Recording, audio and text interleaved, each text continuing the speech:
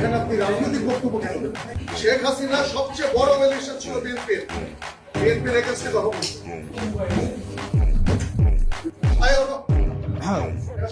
চাঁদাবাজ এর বিরুদ্ধে সবসময় আমাদের কথা বলতে হবে। যারা চাঁদাবাজ, যারা মামলাবাজ, যতই বিশেষ করে এটা তো শালীনতা হইল না। আমরা তো আপনাদের কাছ থেকে শালীনতা, ভদ্রতা, একজন কথা বললে আরেকজন কথা বলতে হয় না, এই ভদ্রতাটাই আপনারা শিখেন। গণতন্ত্র মানে এটা না যে সবসময় শুধুমাত্র আপনার প্রিয় কথা আপনার সামনে বলা হবে, আপনার প্রিয় মানুষের সবসময় স্তুতি গাওয়া হবে, এটা জুলাই না। আসলে আমাদের এই বসে আসা কথা বলতে হয়, আমার লজ্জা লাগে আসলে। মানে আমাদের বাপদাদারা বলতো না, তোর ঘরে আমি হইছি না, আমার ঘরে তুই হইছিস। আমাকে আপনি প্রশ্ন করবেন, আপনি যতক্ষণ পর্যন্ত প্রশ্ন অব্যাহত থাকবে ততক্ষণ পর্যন্ত আপনি রাইট রেখে থাকবেন।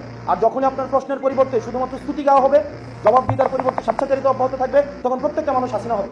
হাসিনা তো ব্যক্তি না, হাসিনা একটা আইডিয়া। হাসিনা কি স্তুতি ছাড়া, এখানে প্রশংসা ছাড়া কিছুই বলা যেত না। প্রেস কনফারেন্সগুলো কি হইতো? প্রত্যেকটা প্রশ্ন করা হয়তো খুশি করার জন্য, এবং একটা প্রশ্নের বিনিময়ে একটা দেশের অ্যাম্বাসি ভিজিট। আপনি রাজনীতির ঊর্ধ্বে কি? আপনাদের ডিজি যখন বসাইছে আমি দেখছি না, যে অফিস করতে দিচ্ছেন আপনারা দেন নাই, তখন রাজনীতি যে আপনারা ডিল করছেন। কোন জিনিসটা রাজনীতির ঊর্ধ্বে? হসপিটালগুলো অধপতন কেন? টেন্ডার বাণিজ্য হয় না, আপনি অস্বীকার করতে পারবেন। আমি আসনাদ আব্দুল্লাহ সাক্ষী, আপনাদের কোনো স্বাস্থ্য সেবার আমি 6টা মাস আমি ক্লোজলি ডিল করেছি।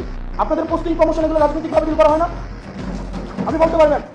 এখন যারা ঢাকায় এসে প্রত্যেকটা দল কোনো না কোনো ভাবে হচ্ছে, যারা ভালো পোস্টিংগুলো পাচ্ছে কোনো না কোনো ভাবে হচ্ছে আপনার সম্ভাব্য যারা সরকারপন্থী সরকারে হবে তাদের অ্যালায়েন্স, এটাকে আপনি অস্বীকার করতে পারবেন? কোনোভাবে অস্বীকার করার সুযোগ নাই। আপনি যাই হন না কেন, যেই হন না কেন, আপনারা ভুলে যান না আপনি 5 আগস্ট পরবর্তী সময়ে কথা বলছেন।